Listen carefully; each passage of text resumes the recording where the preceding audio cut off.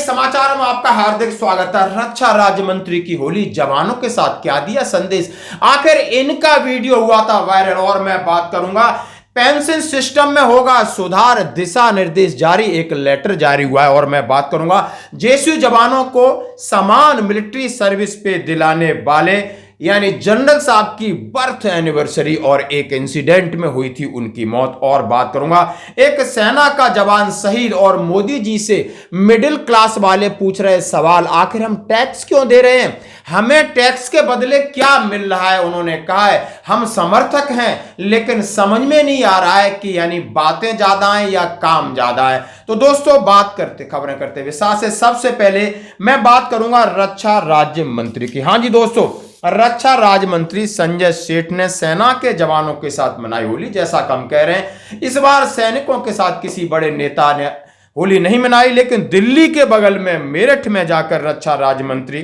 संजय सेठ ने होली का त्योहार मेरठ में छावनी स्थित राजपूत रेजिमेंट में जाकर के सेना को जवान के साथ मनाई।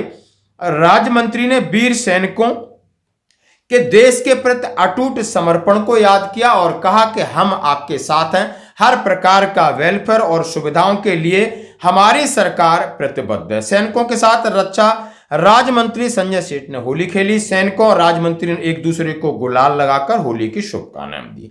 इस दौरान मिठाई भी बांटी गई। सेना के अधिकारियों ने राज्य मंत्री को स्मृति चिन्ह भेंट किया।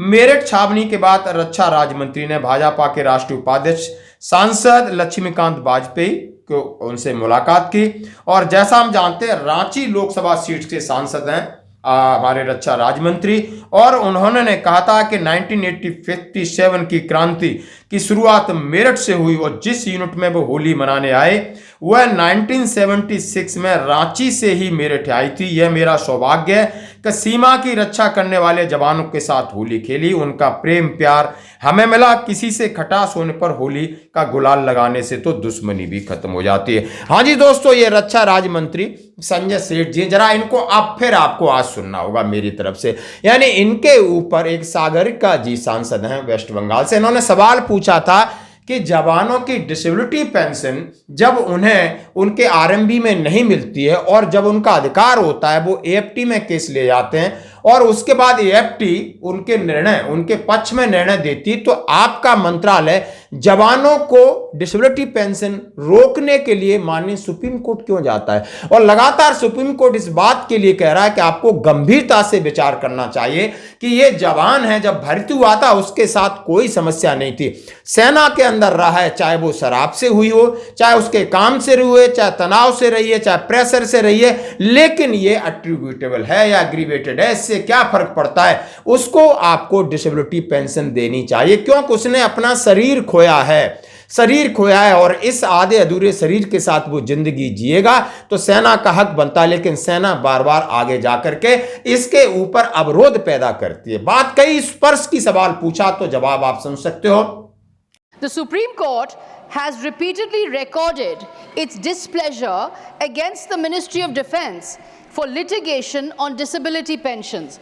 Will the Honourable Minister kindly answer why does the Defence Ministry routinely challenge virtually all Armed Forces Tribunal or AFT judgments in favour of veterans when it comes to granting disability pensions? Minimum requirement pensionable service ना भी की हो उस समय तक की service को weightage देते हुए एक सर्विस एलिमेंट कैलकुलेट किया जाता है और उसकी डिसेबिलिटी को देखते हुए डिसेबिलिटी एलिमेंट कैलकुलेट किया जाता है। इन दोनों एलिमेंट को जोड़कर ऐसे व्यक्ति को डिसेबिलिटी पेंशन देने का प्रावधान है। एक दूसरी श्रेणी में भी जिसमें डिसेबिलिटी एलिमेंट दिया जाता है, यदि कोई आर्म फोर्सेस पर्सनल अपना नॉर्मल कार्यकाल पूरा करके सेवानिवृत्त हो जाता है, रिटायर हो जाता है, तो डिसेबिलिटी या इम्पायरमेंट जो 20% उससे अधिक है या pension dispersal to the Sparsh portal.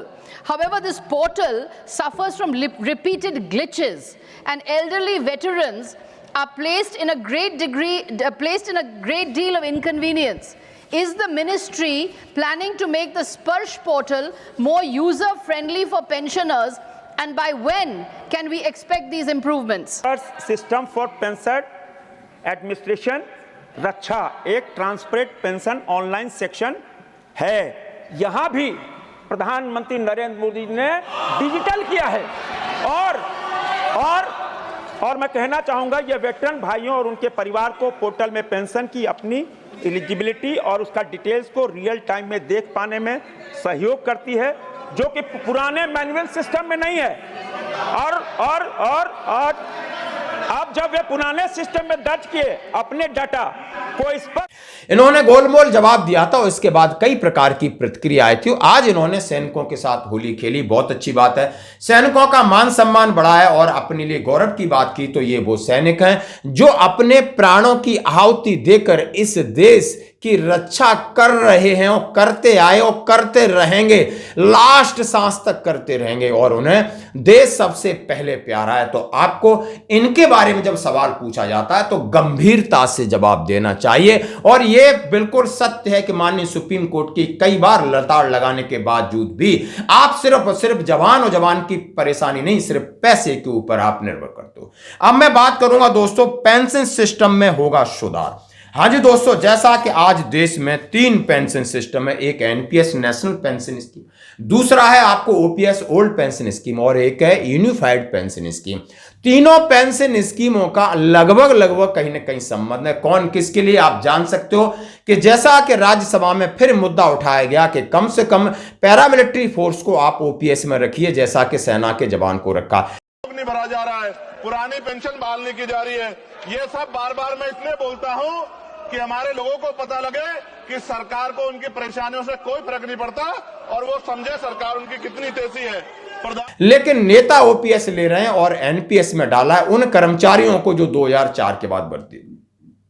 अब उनका जो पेंशन है वो बड़ा अजीब तरीके से, तो इसलिए एक दिशा निर्देश जारी किए, लेटर दे सकते हो। केंद्रीय पेंशन लेखा कार्यालय यानी सेंट्रल पेंशन अकाउंटिंग ऑफिस को दिशा निर्देश जारी किए गए हैं कि पेंशन को समय पर पेंशन सुनिश्चित करने के लिए दिशा निर्देश जारी करना, जो को आप लेटर देख सकते हो। केंद्रीय पेंशन लेखा कार्यालय ने जारी किया है 12 मार्च को 2025 को एक मेमोरेंडम जारी करके कहा है कि एनपीएस भी ओपीएस जैसी ही प्रक्रिया अपनानी चाहिए। जैसा कि ओपीएस में यदि पीछे कोई अमेंडमेंट होती है तो एनपीएस धारकों को भी उसका लाभ मिलना चाहिए। और यह गलत तरीके से आप सीपीपीसी हो, सीपीए हो, उन कर्मचारियों के उनका अधिकार का पैसा नहीं दे रहा, ये बड़े दुर्भाग्य की बात है। सीपीओ ने बुधवार को इस सिलसिले में एक मेमोरेंडम जारी किया। एनपीएस पेंशन धारकों को पेंशन भुगतान सुनिश्चित करने के लिए दिशा निर्देश जारी किए गए। उन्होंने याद दिलाया कि ओल्ड पेंशन स्कीम जो उसमें जितने भी सुधार हैं उसी तरीके से एनपीएस में समय पर सुधार होंगे।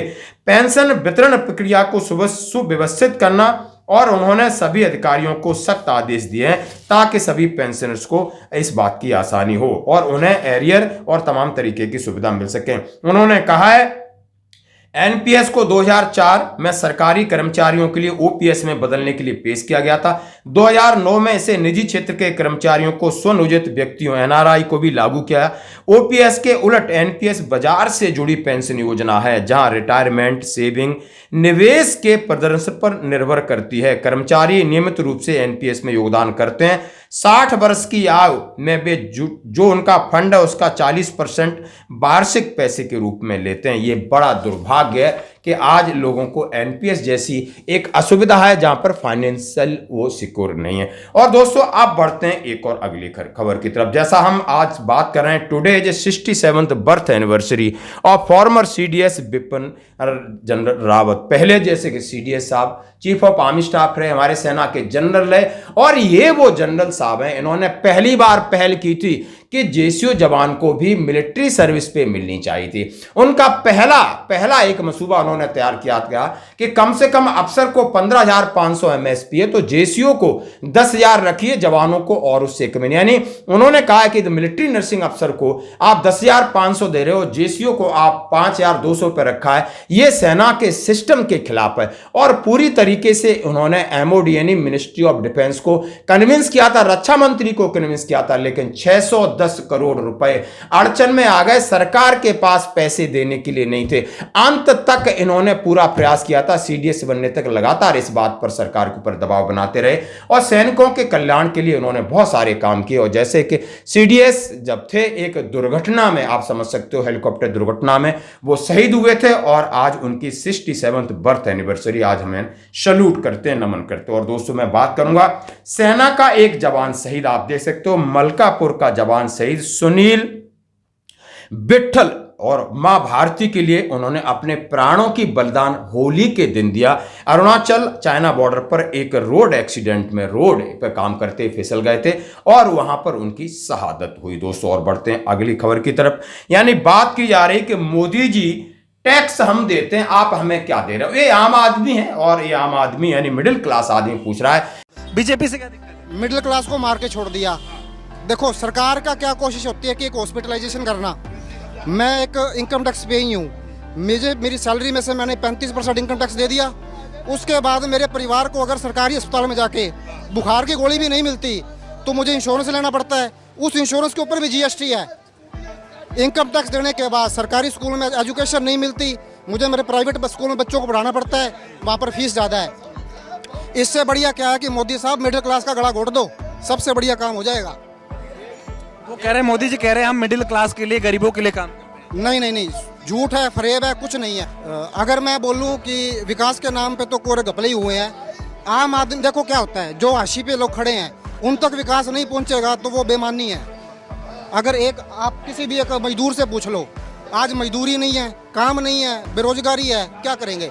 ऐसा नहीं है मैं कांग्रेस का समर्थक हूँ, लेकिन विकास जो होता है वो जब तक आम आदमी तक नहीं पहुंचेगा तब तक विकास मायने नहीं रखता। क्या नाम हुआ आपका? मेरा नाम सुनील कुमार बदवा। क्या करते हैं? मैं प्राइवेट कंपनी में जॉब करता हूँ। खुश नहीं है? नहीं, काम से खुश नहीं हूँ। कि हम टैक्स पे रहे हैं, हम चाहे सरकारी नौकरी करें प्राइवेट नौकरी करें। यदि हम सरकारी अस्पताल में जाते हैं तो हमें वहां क्या मिलता है, सरकारी स्कूल में जाते हैं हमें वहां क्या मिलता है। यानी हम जो टैक्स दे रहे हैं तो उस टैक्स के बदले आप मिडिल क्लास को क्या दे रहे हो। यानी वादे अभी तक दिख रहे हैं लेकिन आपके वादे और इरादों में फर्क है। लेकिन जमीनी हकीकत यह है कि जो लोग हंसिए पर हैं, जो लोग अपनी जिंदगी बड़ी मुश्किल से जी रहे हैं, उन्हें बहुत मुश्किल होती जा रही, बढ़ती हुई महंगाई में इस तरीके से जीवन चलाना बड़ा मुश्किल हो रहा है। और यह वीडियो कांग्रेस की तरफ से निकाला गया है कि एक आम आदमी का सरकारी जो उनके जो वादे हैं उनके ऊपर उन्होंने अपनी प्रतिक्रिया दी। तो आज की खबरों में इतना ही, बने रहिए हमारे साथ, धन्यवाद।